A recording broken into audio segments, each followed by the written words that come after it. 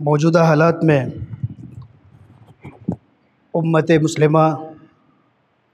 जिस अल्लाह रब्बुल इज़्ज़त ने उम्मत वाहिदा बनाया है और जो मुख्तलिफ़ तरजीहात और मुख्तलिफ़ तबक़ात में तक़सीम हो चुकी है, और इस वक्त इस उम्मत की सूरत हाल उस जज़ीरे की है कि जिसके चारों तरफ से मौजें आगे बढ़ रही हों और हर तबक़ा इस खुशफ़हमी में मुब्तला हो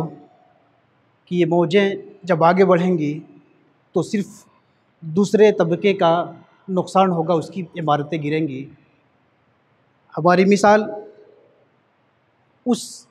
बुलंद-बाला इमारत की है जो मुख्तलिफ़ हिस्सों में और मुख्तलिफ़ स्टोरीज़ में तक़सीम है, और हर हिस्से में रहने वाला शख्स दूसरे के सुतून को और दूसरे के पाए को कमज़ोर कर रहा हो और इस खुशफ़हमी में मुब्तला हो कि जो इमारत गिरेगी तो नुकसान दूसरे का होगा। यह हमारी मिसाल उसकी तरह है, उनकी तरह है कि जिनका दुश्मन जिनकी बिल्डिंग के नीचे बम से उसको पूरा निस्तो नाबूद करने के लिए उस इमारत को तैयार हो, और ऊपर वाले इस खुशफ़हमी में मुब्तला हों कि मरने वाला तो कोई दूसरा है और तमाशा हमें दूसरे को देखना है। तो इस तरह हम तमाशाई बने हुए हैं और इसका नुकसान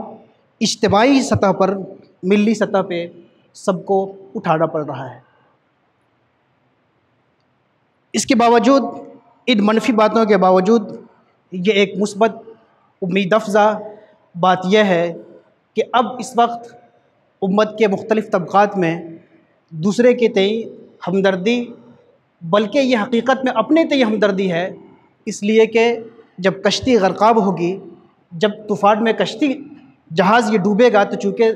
सब ग़र्क़ होंगे, इसलिए हकीकत में सबको अपने से हमदर्दी हो गई है, और ये हमदर्दी इज्तिमाई सतह पे दूसरों के साथ हमदर्दी पैदा कर रही है। चुनांचे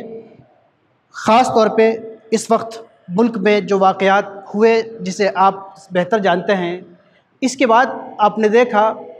कि उम्मत के मुख्तलिफ़ धड़े एक दूसरे के साथ कंधे से कंधा मिलाकर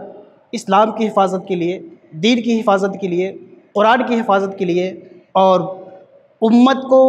बुनियाने मरसूस की तरह पेश करने के लिए जिस तरह लोग सामने आए हैं,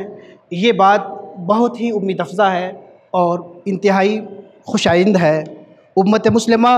जो इस वक्त मुख्तलिफ़ धड़ों में बटी हुई है, और शिया सुन्नी,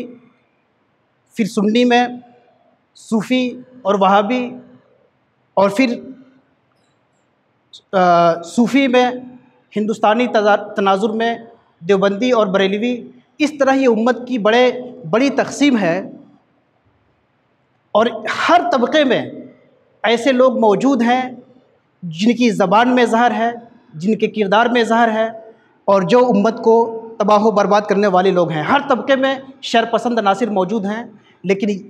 हमारे लिए मुस्बत चीज़ ये है कि हर तबके में मुस्बत जहन के लोग भी हैं, अच्छी सोच रखने वाले लोग भी हैं। इसलिए ये वक्त आन पड़ा है कि अच्छी सोच रखने वाले, अच्छे विचार रखने वाले लोग आगे बढ़ें और उम्मत के अंदर वहदत की फ़ज़ा हमवार करें, और जिस धड़े में जो फितना परवर अनासिर हैं, जो उम्मत की वहदत को पारा पारा करने वाले, जो अपनी ज़बान और अपने किरदार से ऐसे ज़हर आलूद जो अनासिर हैं,